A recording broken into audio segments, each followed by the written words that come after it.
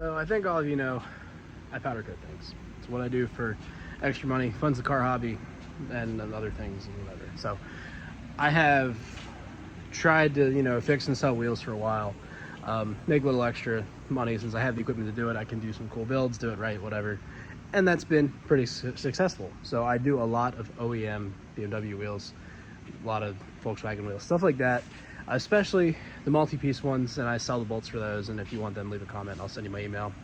And I can get you hooked up with the OEM titanium bolts or OEM replacement titanium bolts for your two-piece OEM BBS wheels. But anyway, I have a set of Style 42s we're working on, and I did a video on Style 42s like a year ago, where I did a set for my brother, polished them, mag blue face, pretty standard, nothing crazy. I have a set that I'm going to do as a flip, and I kind of feel like pushing myself a little bit. I don't have a lot of customer work right now, so this is the time to experiment. So that's what we're going to fucking do. So yeah, let me show you what we're working on. So that right there is a Style 42 face, all sandblasted, stripped, ready to go.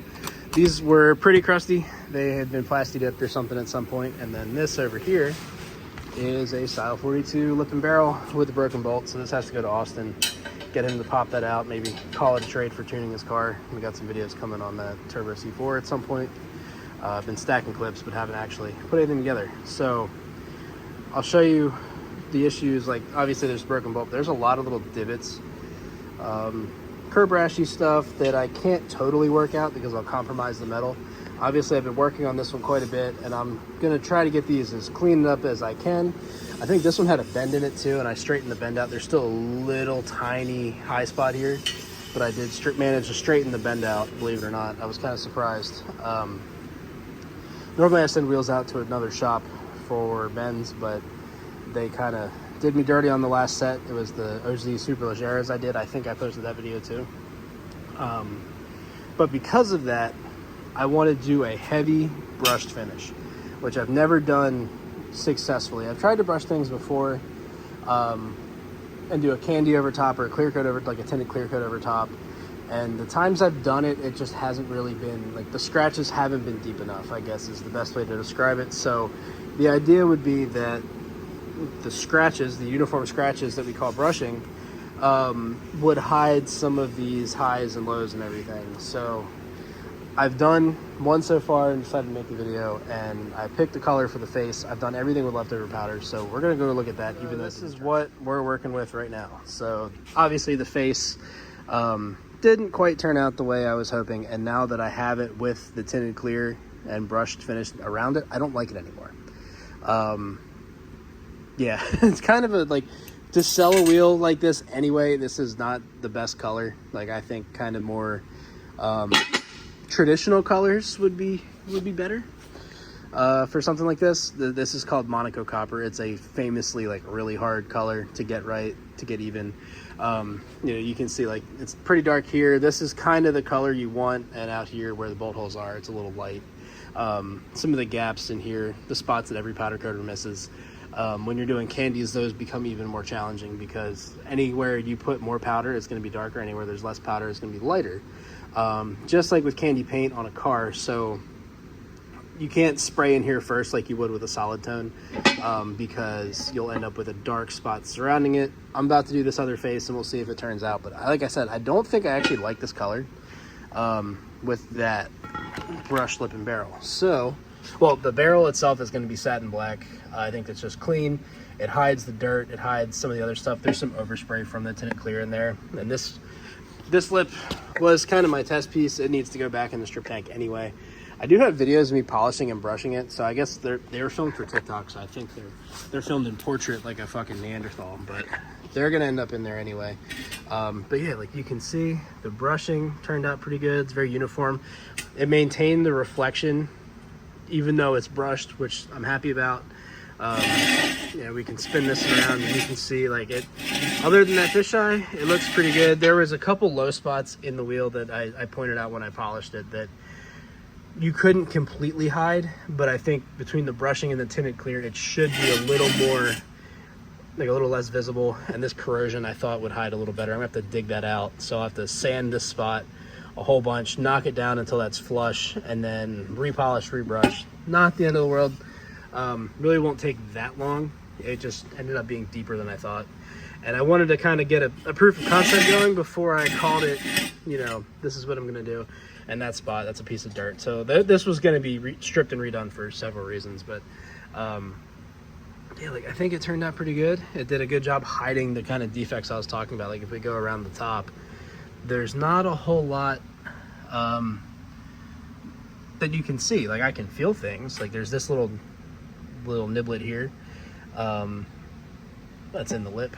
But yeah, and same thing like right here. But I think it hit a lot of the badness. So yeah, that's what we're working with. So hopefully I can get these cleaned up, and you know, once I get a lip and barrel that I'm happy with, and I choose another face color, or maybe we do go with this color, I'm not sure, we can get some more video of it actually, like the rest of the steps I take. You know, I think I've said in the other videos, like every time I do a set of these, I chase all the bolt holes with the tap. You know, I retap them. I sell the bolts to replace them, so I use all fresh polished titanium bolts, a little bit of Loctite, torque them to spec, and send them on their way. I'm kind of thinking $1,500 for these, even though they're not as perfect as I'd like. I think if I were to do this for somebody else with the current prices of these wheels, they'd be like a $2,000 set. So it'd be like $1,500, acknowledging some of the defects in the metal and stuff that we just can't do anything about, without, you know, compromising the structure of the metal itself. So that's kind of where I'm at. Yeah. So it's been like a month, I think, since I last worked on this video. I kind of took a little break on these wheels. I had some other stuff come up, which is cool. But this is my favorite part, where we spend hours sanding to get all the little pits and stuff out.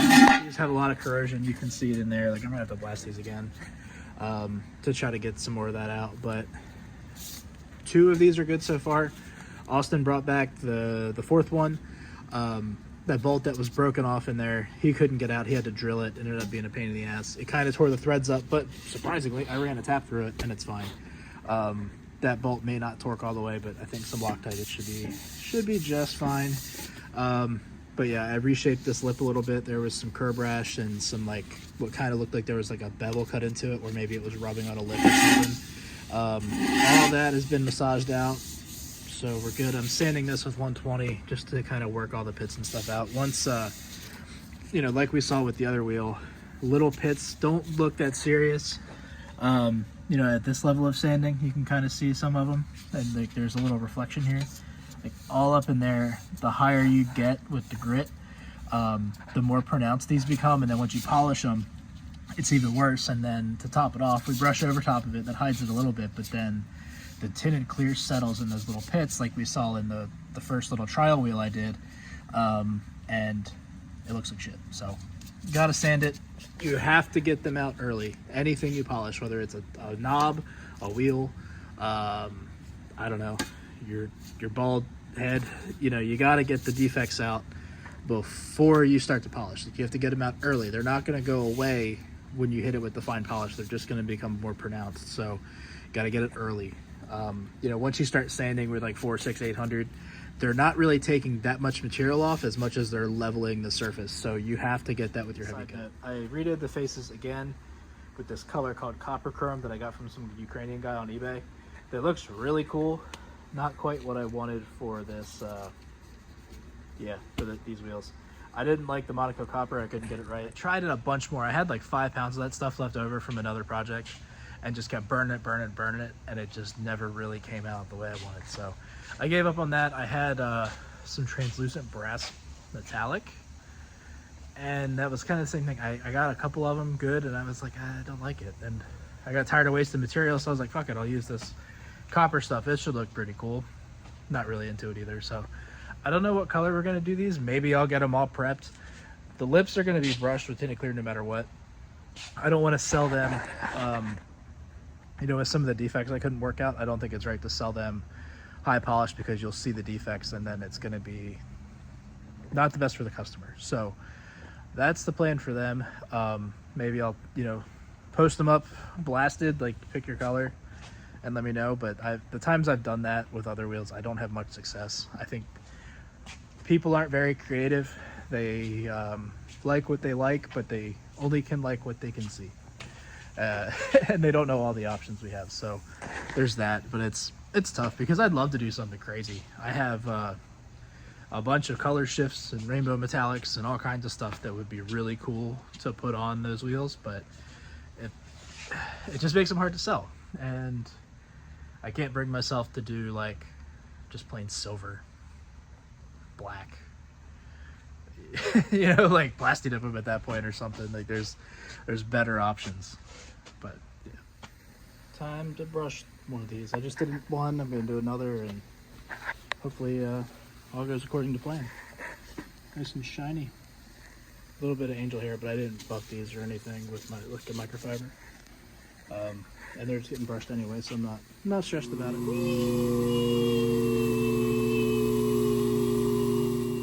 Nice and scratched.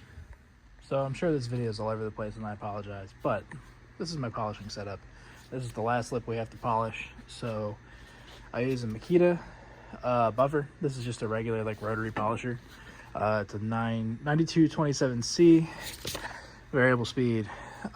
This is like the entry-level polisher from what I understand. I watch a lot of videos from Evan's Detail and Polishing. You should go check him out for how to polish and stuff. I buy his stuff and I do exactly what he says, and I get really good results. So yeah, it works. Check him out. Not sponsored, just something good to know. But yeah, I use his buffs, and I have my orange buff somewhere.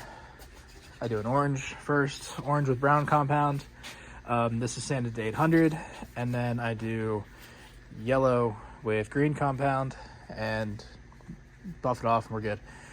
There is another compound I use sometimes, but since we're brushing these, we're not worried about getting that ultra fine polish, just enough shine to evenly scratch it and leave something behind. So yeah, I'm gonna set the camera up and swap these, and like I said, not super perfectly high polished, but super shiny. I just follow the steps. The product works. So this is all off gassed. I'm gonna go ahead and shoot the tinted clear on the lip. I'll show you how I do it. I do it hot, just because I can see how it's gonna look before I put it in the oven. It saves me a little bit of time, so I don't normally do that with anything, especially candy colors, because you can get blotchiness. But in this case, like with the tinted clear, it's always too light, so I do like to do it hot so I can make sure I get it kind of how I want it. So I'm gonna grab the gun and get that going.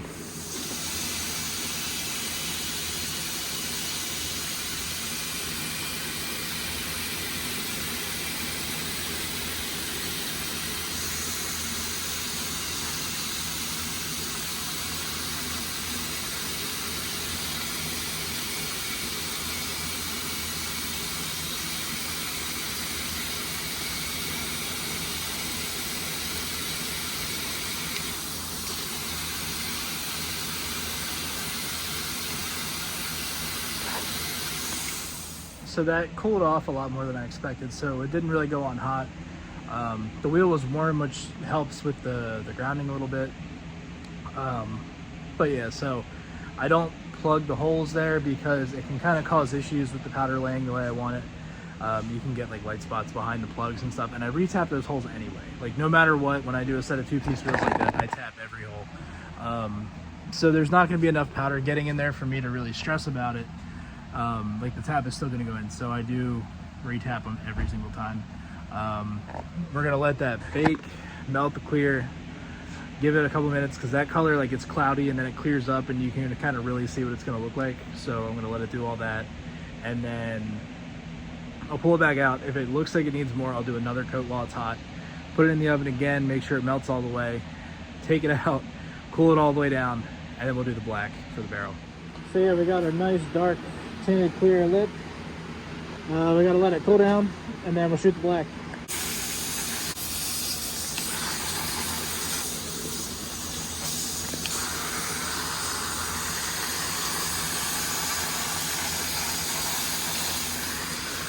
So as you just saw, we put the black down.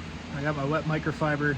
This is normally where I bust out the vacuum and we'll vacuum powder off, but this is the only thing I'm doing tonight, and I'm not busting the vacuum out for just that. It's really not much, so using your hand and a microfiber is okay. you know, when you're doing like really intricate two-tones and stuff, you start getting like powder accumulating on the bottom of the wheel and stuff, and it's not a good look because you get high spots and goofy shit like that, or you leave powder behind. For this, it's a flat surface with a convex but yet still flat surface, so you literally just wipe it. I mean, that's kind of the nice thing about powder coating and why you do it cold, is you can just wipe the powder away. So with the vacuum, you don't get those little things, and you get less chances of scratching the coat underneath, even though when it goes in the oven, it melts back together.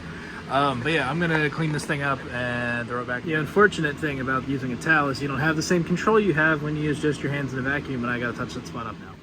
So if you're new to powder coating, matte black smokes a lot, so yeah, but it looks pretty good. Barrel looks about how I want it. The face looks about how I want, or the lip looks how I want it.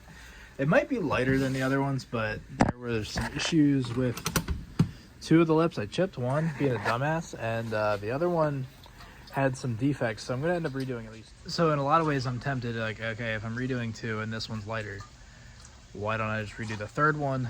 Because I kind of like the lighter look a little bit anyway. So we might see how that goes, but I mean, I think it looks. This is the one I chipped, but yeah, like you can see it in the shadow, looks good. In the light, looks good. Obviously this is darker because it's in the shadows, but so lighter might be a little more tasteful to a lot of people. All right, I'm making two long videos at the same time, so I guarantee I'm going to get confused. But this wheel was one we worked on last night. Ready to tap all the bolt holes. That's what I was saying I do. That's why I don't plug them. So they're an M7 by 1.5, I think, tap. When I grab my tap, I got a bag of new titanium bolts. I do sell these. I don't know if I ever mentioned that in these videos, but I do sell them. Leave a comment, send me an email, ryan@redlinecoatings.com. I can get you set up with these, but yeah, I'm gonna grab the tap, start. They're actually M7 by 1, but yeah, so I would do this, like if you're watching this and you're trying to get inspired or figure out what you need to do or whatever, I would do this no matter what. So if you don't powder coat them, or you powder coat them and you do plug these holes, or you just take a stock set apart and put them back together, I would chase these threads either way, because there's all kinds of like debris in here. There's a lot of corrosion usually. Like these are it's pretty common to take these apart and have them break bolts, because they are older wheels. I think like they're, even the newest ones are almost 20 years old, so you know there's been a lot of time for the elements to get in there. It seemed like BBS used some kind of thread locker originally, that gets, you know, left in the holes and stuff, so none of that's good, obviously. And when you're, oh, that is crooked, when you're putting the bolts in, you know, you might break a bolt, you won't get an accurate torque reading, that kind of stuff. So it doesn't hurt just to chase the threads. You know, you're not cutting new ones. You don't know what other damage might have been done to the threads before. Maybe they've been rebuilt once or twice and someone cross-threaded it a little bit, or, you know, ran a tap inside sideways like I almost did, you know, that kind of stuff. So it doesn't take long. I think this whole wheel might take me 15 minutes at the max. And obviously I'll go a lot faster. I don't have a phone in my hand. But you know, it's worthwhile. You know, like you can see all the junk that just fell out of the flutes. Not all of that's powder. Some of that is other debris that's been in here. And you know, like this went in my strip tank. It's been sandblasted, that kind of stuff. So worth doing, something to keep in mind. There you have it. Bolts are in. Looks sick. The reflection off the wheel looks sick. I'll have to go out tomorrow morning when the sun's out and get some cool like cinematic shots, but I think it looks pretty sick. This color is kind of light, which is weird. It makes these like areas that are always kind of hard to get look like I missed them, but they don't feel like it. And in the right light, they look gold, so I'm gonna say I'm good. But yeah, they look awesome, I think. Stand it up. That is a good wheel right there. But get some cinematic shots tomorrow, and that'll be the end of the video. I'll do the last 3 on my own. Kind of no sense in filming the same thing 3 more times, but damn, like look at that. I'm happy. This video shows how picky I am, but for once I'm pretty happy. There we have it. Looks great out here. Cinematic shots will be next. This barrel is passing my test as far as matching and everything goes. This one also passed, but I scratched it, putting, I guess, the face in at some point, right there, and it won't buff out, so that's annoying. Can't sell it that way. So yeah, got to strip and redo that one. This one just doesn't match. One side of it, I think it's this side, is a lot darker than the rest of it, so it's getting redone. Thanks for watching. If you guys have questions or want to buy these or need parts or anything, leave it in the comments or send me an email, ryan@redlioncoatings.com, and I'll get you squared away. So thanks for watching. See you guys next time.